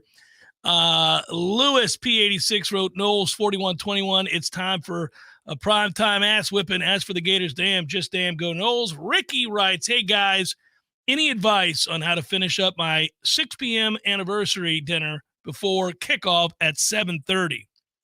Well, now, Ricky, I don't know how long you've been married. I don't know how long you've been together with this person. I don't know what kind of honest dialogue you have. You've got to set the standards early in a relationship about the kind of things that you can handle being said to you and that your loved one can handle you saying back. And that way you can have these moments of really honest dialogue where you say, hun, I love you. I also love football and Florida State football in particular. They kick off an hour and a half from right now. So why don't we share our love for the next hour and 20 minutes over this dinner and this bottle of wine or whatever it might be, and then enjoy the game together some 10 minutes after that, the way that one enjoys a game, which is not paying attention to her every whim or need, but rather watching the television. So see, you got to be able to lay it out there, but it's all about the honesty and the honest dialogue. Want to add to that, Tom? Yeah, well, no, it's a revelation to me. Typically, I know what time the game kicks off because of the pregame show. I can just back time it. It's 7:30 and not 8. I don't know what time our game kicks off. I'm there. I think it's 7:30. If it's 7:30, man, that pregame show's going to go to this is a long postgame show. I mean, that's a long postgame. That's what I was like, oh, man, okay. I thought it was going to be a compressed post-game show with an 8:20 kickoff and an 11:45 finish to the game. And, boy, we better get that in the hour and 15. This could be like a 2.5-hour post-game show. All right. That's all right. Here we go. Get loose. Florida State, LSU confirmed, ABC 7:30, Tom. 7:30. Well, we're going to take all the phone calls. Everybody. All the phone calls. All of them. Bring them all. All of them. All right. Anyhow, I think that's the answer. 7:30. Like, hey, babe, game's the game. What do you want me to do? 7:30. That's what we're doing here. Artisan Financial Strategies, thank you. And it's great to have you on board. And as I just got done before the break telling you guys about them joining up, powering with us, partnering with us, celebrating with us, I'll point you to NoelRetirement.com. That's one word, NoelRetirement.com. Retirement Red Zone Talk, Tom. Give me the Red Zone action that you and I discussed, as we'll add this to our weekly segments of fun here and make it pertain to Florida State football or football in general. I think we're going to add some elements to this as time goes on, too. Maybe like some dramatic music. I don't know. Lynch came on this week, and we're just getting settled here. Next week, it's a much more, solidified, straightforward. We'll be consistent. So it's going to be 4 downs. That's how we're going to do it. See what we did there? 4 questions for you. I get to pepper you. with the questions. Pepper me. All right. So question number 1, does Florida State average more or less than 40 points on offense this season? 12 games, nothing else. Do they average north of 40 points? Yeah, I'll cite something I said earlier in the show today, and I think that the answer is yes. The last 7 games of the year, they averaged 42.2 points per game and over 7 yards per play during that win streak. In that span, they were first nationally in points per drive, in scoring drives per game, and second in yards per dropback, second in 3-and-out rate. So they got a lot of opportunities. They were third in gains of 20 yards or more. So they were not only efficient, they killed it in the red zone at over 75%. The yards per play, I told you what they were there. That was, if you think about them being first in a lot of really telling statistics, I understand LSU is not, some of the teams they played a year ago, but look at this schedule, Tom. 10 of the games, they ought to light up these defenses. Yes, I'll say over 40 points a game. I tend to agree. It's not about me, though. Second down, your question is more receiving yards on Sunday night. Malik Neighbors or Keon Coleman? Oh, man, isn't that good? God, it's tough. I'll tell you why that is tough. the balance of receivers for Florida State, the ability to spread the ball around. Neighbors was first or second in a million categories in the SEC last year, including receptions and yards. So he was literally the guy for them. I want to say Keon Coleman because I think he's the better receiver. Now, LSU fans would argue, and I get why. But I think we're too balanced, and Keon will get hurt by that. Neighbors will receive the bulk of the action and the targets for LSU, so I'll say Neighbors. Okay. Now, this one might tell the story of the game, as our pal Joey used to say. Might help you flesh out the story of the game. More total rushing yards, LSU or Florida State? Florida State. I think Florida State. See, I know why you disagree with me, because the scrambling yards count for Jaden Daniels. I think we're better equipped to handle that this year than we were a year ago. And I also think that Florida State has a bevy of really talented runners. Yeah. So Jordan will get his fair share, especially in situations where they're in man. If they're in man and turn their back to Jordan, he'll have 2 or 3 long scrambles. And then you think about what Trey Benson and the rest of this running back room can do behind this offensive line. I actually think Florida State will run the ball better, more effectively. That is stunning to me. As Gene Williams has entered the building to my right, stopped right next to the microphone to say hello. Question number 4, turnover count. Higher for Florida State's defense or LSU's defense? Who comes away with more takeaways? It's really not. I will tell you this. Turnovers are drastically different year over year for most programs. If you could predict them, then there was something that you would strategize for. It's a coin flip. I'll say more for Florida State, meaning that we get more because I think that they'll have to put the ball in harm's way more frequently. And therefore, I also like what I've seen so far under Patrick Surtain. I mean, this is a guy that has taught so far in camp so much to these young kids in the secondary about attacking the ball when it's in the air and using zone eyes and coming downhill to make play on the football. I think you may see some violence at the point of the catch and some tip balls because of that. And I think Florida State will benefit greatly from that this year. Yeah, I think in regards to that, I know I've done the thing with the 3 picks and whatever. It's just this whole defense is about, the philosophy of it should be about, in my mind, getting to third and obvious any way that you can, because with third and obvious, the way this secondary has gotten downhill from the beginning of camp, and we saw it before they put shoulder pads on, like, wow, this is just different the way they approach finding the football. You get in a third and obvious with that defensive line that you don't have to bring extra rushers for. You don't need to bring a 5th man or a 6th man. Last year, you'd bring a safety, and it took 10 seconds for him to get to the quarterback. You don't have to do any of that. You combine that with a secondary that does not have to bite on a second move because they can reasonably expect that the ball is going to have to come out quickly. They're just in position to get the ball back so many times for this offense. And if they can get to third and obvious, I think that's where they're going to benefit. I think they will, which is why I think that Florida State will win the turnover battle. I like it. Was that 3rd down or 4th down? That was 4th. Okay, we did it. I was having fun with that. I was having a lot of fun with that. For more, NoelRetirement.com. NoelRetirement.com, and our thanks and our welcome aboard, our hearty welcome aboard to Artisan Financial Strategies. Appreciate you.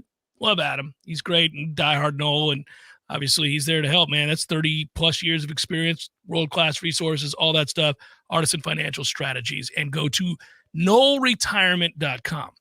Jeff Cameron Show 93.3 Real Talk Radio, Warchant TV.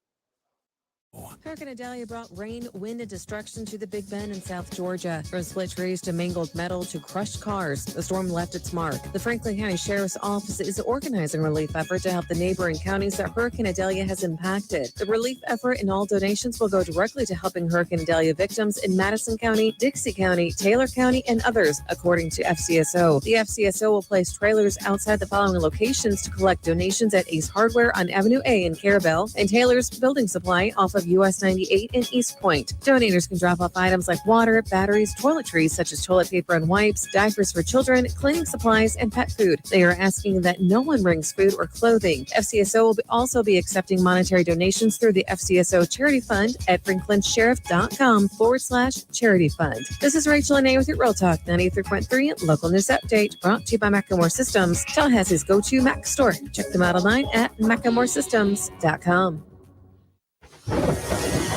This is meteorologist Paul Trombley with your Real Talk 93.3 weather update.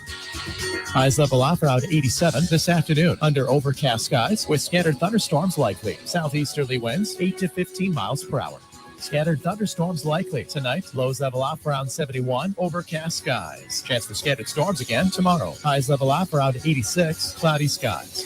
This report is brought to you by The Lawn Johns. For all your landscaping and lawn care needs, visit thelawnjohns.com. Right now, 80. Clean, renewable energy means fresher air, healthier residents, new green jobs, and a stronger, more resilient community. How we get there is up to you. Share your input today to help shape the Tallahassee of tomorrow. Take the Clean Energy Survey at talgov.com. Leaky faucet, busted pipes, clogged toilet? M&L Plumbing is here for you. For all commercial, construction, and residential plumbing issues, call M&L Plumbing at 575-9393 or visit online at mnlplumbing.com. So everybody knows, Eddie, that you are a spectacular cook. Of course they know that. If they go into Bumpa's, the food is always good. I mean, everything on the menu. Everything at Gordo's is delicious. I always, of course, get the bungalow chungla, as I call it. The bungalow chung, Jeff. Is that what is the pork? The bungalow chung, Jeff. Okay, the bungalow chungla. It's delicious. All these things, all the items, everything you do, a master cook. But, sir, I would ask you, what is a skill that you possess that you're particularly proud of, that nobody would know, and that you could share with us here? Growing hair, Jeff. Growing hair. Gordo's, bringing the flavor and flair of Cuban food to Tallahassee since 1996. Welcome back to the Jeff Cameron Show, sponsored by Legendary Home Loans, a mortgage experience designed around speed, simplicity, and customer service. Before you buy your next home, contact our friend Shannon Young with Legendary Home Loans. Visit FSUHomeLoans.com. FSUHomeLoans.com.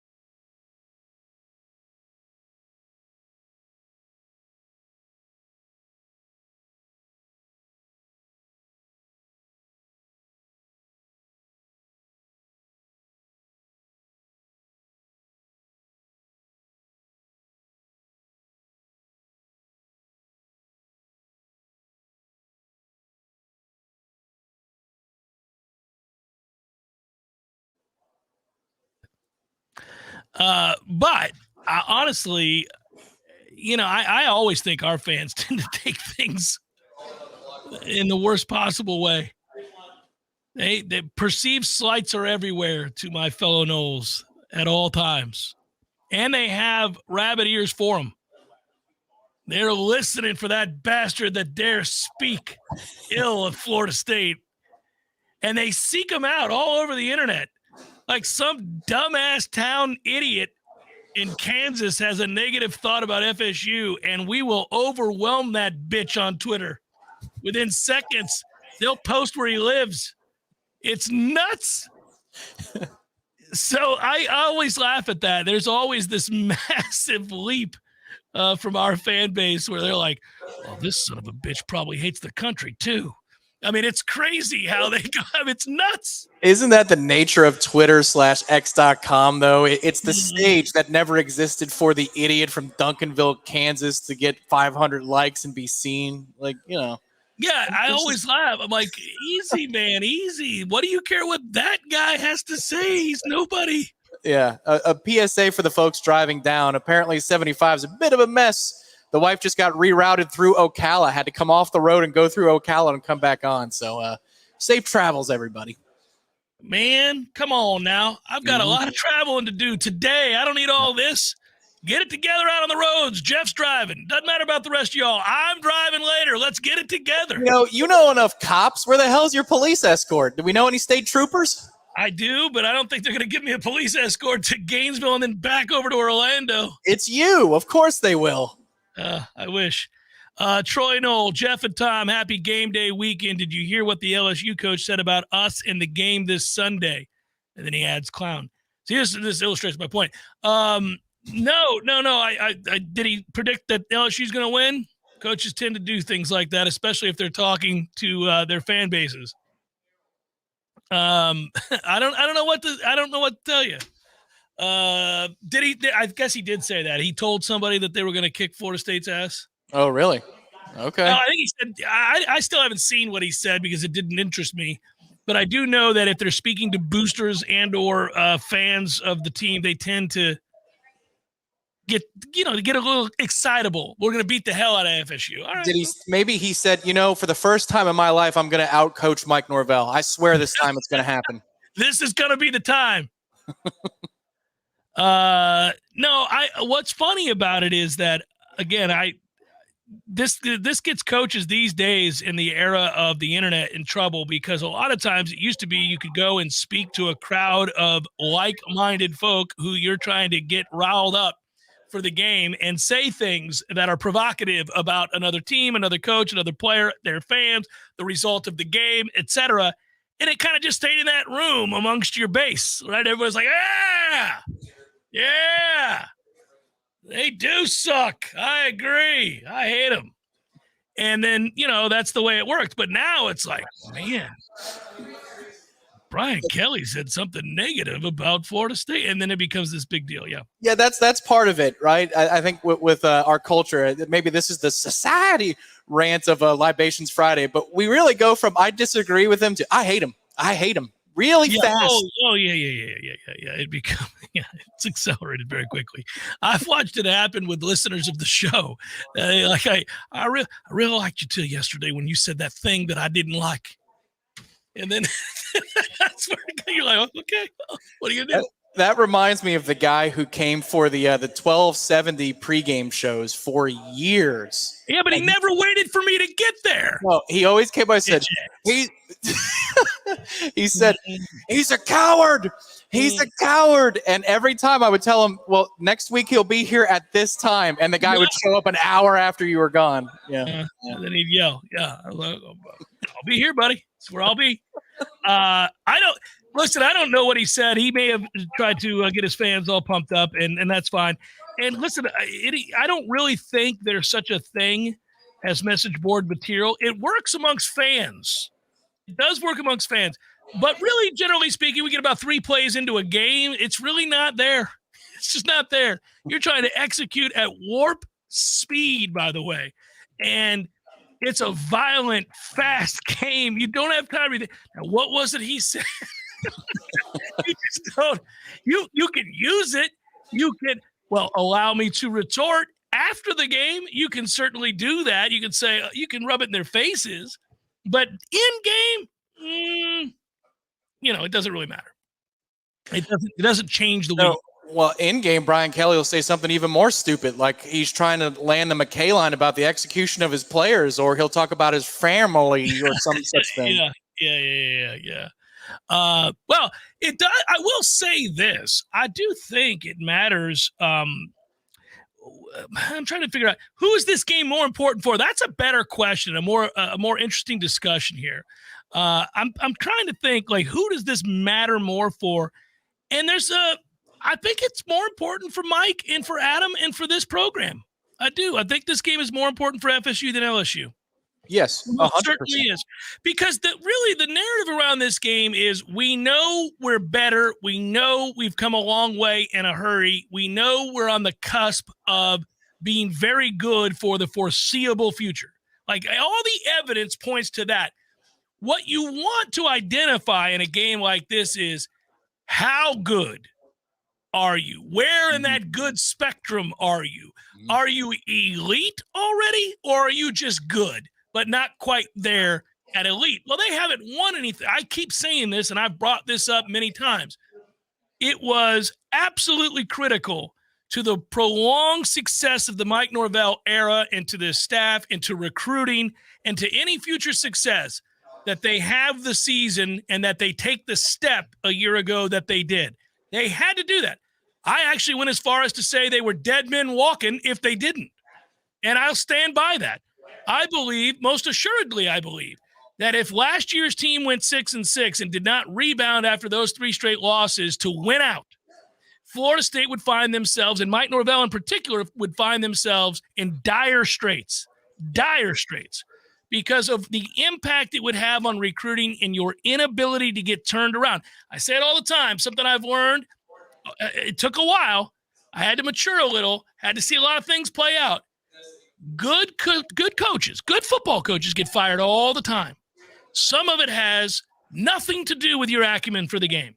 It is your ability to garner traction early when you become the new guy taking over a bad situation. How quickly can you get to where you're at least walking? You can't be crawling forever. You got to start walking, and you got to start walking pretty quick. Then we go from walking to running and then sprinting and all that, and we get into the analogies of, okay, are we running now? Are we sprinting? Are we world class? Can we win? But this is, you got to get to that realm pretty quickly. So last year was huge. Now the question is Florida State elite? Yeah. That's really the question. I don't think there's any question that LSU is going to win under Brian Kelly. They already did in year 1. They won the West in year 1.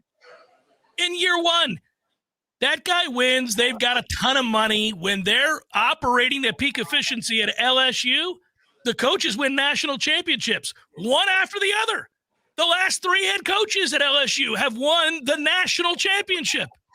So when things are right and they're operating at peak efficiency, they do. But that's also true at Florida State. When things are operating at peak efficiency, you can win the national championship. How quickly will you do it?